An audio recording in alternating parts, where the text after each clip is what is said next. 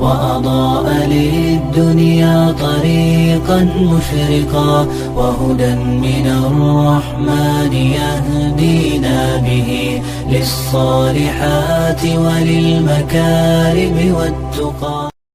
السلام علیکم ورحمۃ اللہ وبرکاتہ. بسم اللہ الرحمن الرحیم.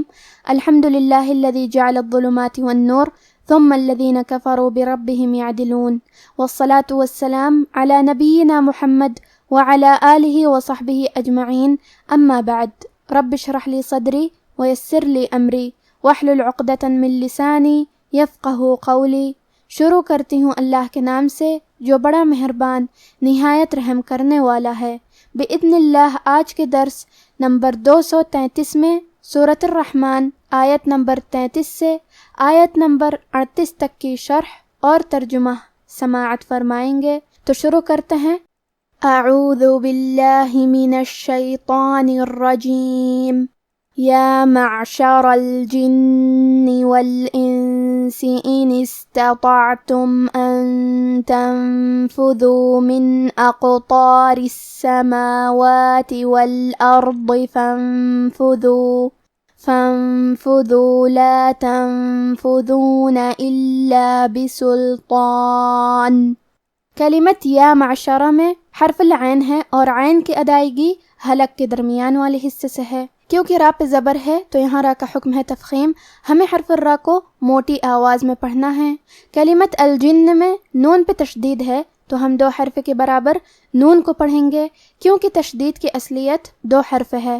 جیسے کہ یہاں حرف النون ہے تو یہ 2 نون ہیں، نون ساکن اور نون متحرک، اور کیونکہ تشدید زیر کا ہے تو ہم زیر کو ظاہر کریں گے. کلمت الانس میں نون ساکن ہے، پھر حرف السین ہے. سین حروف الاخفاء میں سے ہے اور اخفاء کا معنی ہے چھپا دینا، تو ہم نون ساکن کو چھپاتے ہوئے اور غنہ کے ساتھ یہ حکم کو ادا کریں گے. والانسی. کلمت ان کے آخری میں نون کے نیچے زیر ہے تو ہمیں زیر کو ظاہر کرنا ہے. کلمت استطعتم کی شروعات میں الف ہے لیکن یہ حمزۃ وصل ہے تو ہم حمزہ کو ظاہر نہیں کریں گے، نون کے بعد حرف السین کو پڑھیں گے. کیونکہ یہاں سین ساکن ہے لہذا ہمیں سین کو ہمزے سے پڑھنا ہے، اور ہمزے کا معنی ہے کہ حرف کی آواز ایسے کمزور ہو کہ اس میں پستی پائی جائے، تو ہم یہ کلمہ کو ایسے پڑھیں گے. ان استطعتم. کلمت استطعتم میں تا ہے اور اس کے بعد حرف الطو ہے. تا حروف الترقیق میں سے ہے تو ہمیں تا کو پتلی آواز میں پڑھنا ہے، اور طو حروف التفخیم میں سے ہے تو ہم طو کو بھاری آواز میں پڑھیں گے. عین ساکن کو ظاہر کریں گے. کلمت ان کے آخری میں نون ساکن ہے، پھر حرف التا آتا ہے. کلمت تنفذو تا حروف الاخفاء میں سے ہے تو ہم یہ حکم کو غنہ کے ساتھ ادا کریں گے. ان تنفذو. کلمت تنفذو میں بھی نون ساکن ہے، پھر حرف الفا ہے، یہاں بھی حکم ہے اخفاء تو ہمیں یہ حکم کو غنہ کے ساتھ ادا کرنا ہے. دال کی ادائیگی زبان کے سر اور اوپر والے دانتوں کے اندرونی کناروں سے ہے. کیونکہ فا پہ اور دال پہ پیش ہے تو ہم یہ دونوں پیش کو ظاہر کریں گے. کلمت اقطار میں حرف القاف ہے. قاف کی ادائیگی زبان کے جڑ اور تالو کے نرم حصے سے ہے. قاف حروف تفخیم میں سے ہے تو ہمیں یہ حرف کو موٹی آواز میں پڑھنا ہے، اور کیونکہ اس پہ جزم ہے لہذا یہاں قاف کا حکم ہے قلقلہ. قلقلہ کا معنی ہے حرف ساکن کو ہلانا، تو ہم حرف القاف کو ہلاتے ہوئے یہ کلمہ کو پڑھیں گے. اقطاری. حرف الطو حروف التفخیم میں سے ہے تو ہمیں طو کو بھاری آواز میں پڑھنا ہے، اور کیونکہ اس کے بعد مد الف ہے اور مد الف اپنے پیچھے والے حرف کا حکم لیتا ہے تفخیم میں اور ترقیق میں، لہذا ہم مد الف کو بھی بھاری آواز میں پڑھیں گے. اقطاری. آخری میں را کے نیچے زیر ہے تو یہاں را کا حکم ہے ترقیق، ہمیں حرف الرا کو پتلی آواز میں پڑھنا ہے. کلمت السماوات میں حرف السین کو 2 حرف کے برابر پڑھیں گے کیونکہ اس پہ تشدید ہے. کلمت الارض میں حرف الرا کو تفخیم سے پڑھیں گے. ضاد کی ادائیگی زبان کے کروٹ اور اوپر کے داڑھوں کے جڑ سے ہے. حرف الضاد حروف التفخیم میں سے ہے تو ہمیں ضاد کو بھاری آواز میں پڑھنا ہے. کلمت فانفذو میں نون ساکن ہے، پھر حرف الفا ہے، یہاں بھی حکم ہے اخفاء تو ہم یہ حکم کو غنہ کے ساتھ ادا کریں گے. فانفذو. کلمت تنفذون میں بھی حکم الاخفاء کو غنہ کے ساتھ ادا کریں گے. کلمت الا میں حرف اللام پہ تشدید ہے تو ہمیں 2 حرف کے برابر لام کو پڑھنا ہے۔ کلمت بسلطان میں لام ساکن ہے تو ہم لام کو ظاہر کریں گے۔ تو پہ کھڑا زبر ہے تو یہاں مد الف ہے، لہذا ہمیں تو کو اور مد الف کو دونوں کو بھاری آواز میں پڑھنا ہے۔ بسلطان، یا معشر الجن والانس ان استطعتم ان تنفذوا من اقطار السماوات والارض فانفذوا لا تنفذون الا بسلطان فبأي آلاء ربكما تكذبان۔ کلمت فبأي میں فا پہ زبر ہے، با کے نیچے زیر ہے اور الف پہ زبر ہے، تو ہم یہ تینوں حرکات کو ظاہر کریں گے۔ یا پہ تشدید ہے تو ہمیں دو حرف کے برابر یا کو پڑھنا ہے، اور کیونکہ تشدید زیر کا ہے تو ہم یا کو زیر سے بھی پڑھیں گے۔ فبأي۔ کلمت آلاء میں الف پہ مد کا علامہ ہے، یہ مد واجب متصل ہے، اور مد واجب متصل کا معنی ہے کہ حرف المد اور اس کی وجہ جو کہ حمزہ ہے دونوں ایک ہی کلمہ میں ہوں۔ اس مد میں ہم اپنی آواز 4 مد کے برابر لمبی کریں گے۔ آخری میں حمزہ کے نیچے زیر ہے تو ہمیں زیر کو ظاہر کرنا ہے۔ کلمت ربکما میں حرف را کو موٹی آواز میں پڑھیں گے، با کے تشدید کو ظاہر کریں گے۔ کلمت تکذبان میں دال پہ تشدید ہے تو ہمیں 2 حرف کے برابر دال کو پڑھنا ہے۔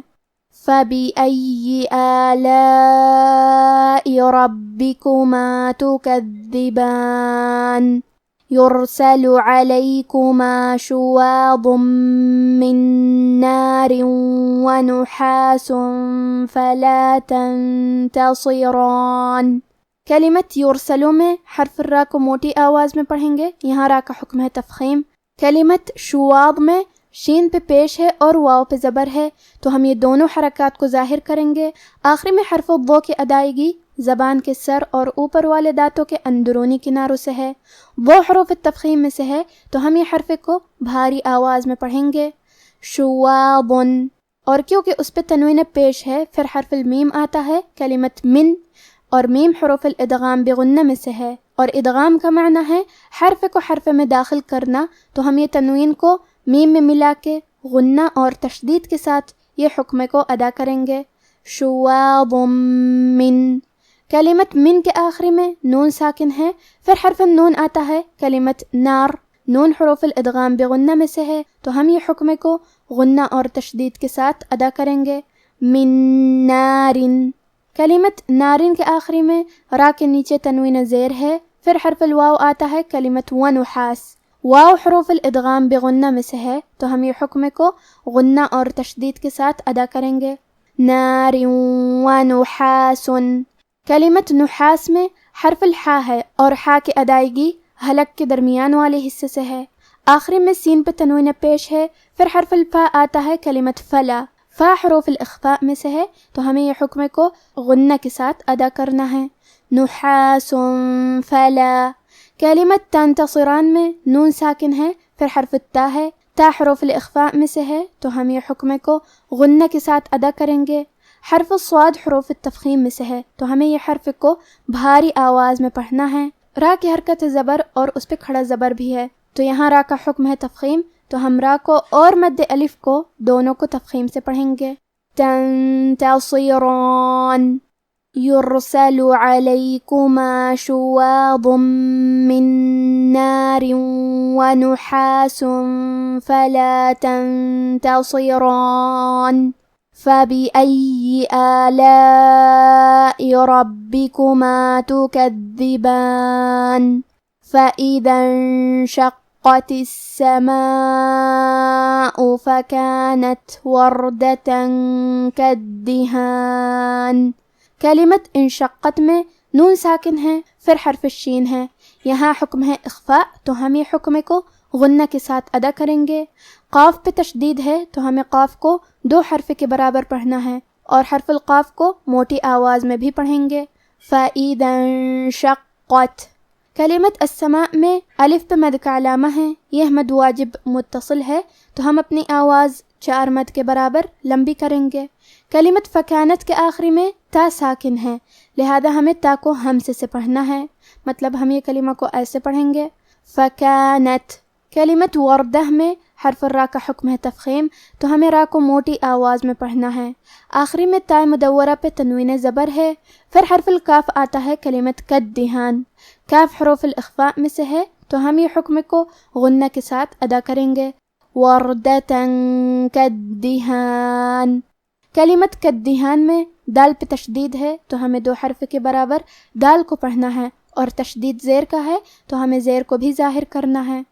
فَإِذَا انشَقَّتِ السَّمَاءُ فَكَانَتْ وَرْدَةً كَالدِّهَانِ فَبِأَيِّ آلَاءِ رَبِّكُمَا تُكَذِّبَانِ۔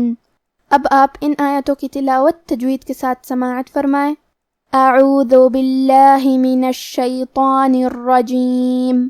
یا معشر الجن والانس ان استطعتم ان تنفذوا من اقطار السماوات والارض فانفذوا لا تنفذون الا بسلطان فبأي آلاء ربكما تكذبان يرسل عليكما شواظ من نار ونحاس فلا تنتصران فبأي آلاء ربكما تكذبان فإذا انشقت السماء فكانت وردة كالدهان فبأي آلاء ربكما تكذبان۔ اے گروہ جن و انس، اگر تمہیں قدرت ہو کہ آسمان اور زمین کے کناروں سے نکل جاؤ تو نکل جاؤ، اور زور کے سوا تو تم نکل سکنے ہی کہ نہیں، تو تم اپنے پروردگار کی کون کون سی نعمت کو جھٹلاؤ گے؟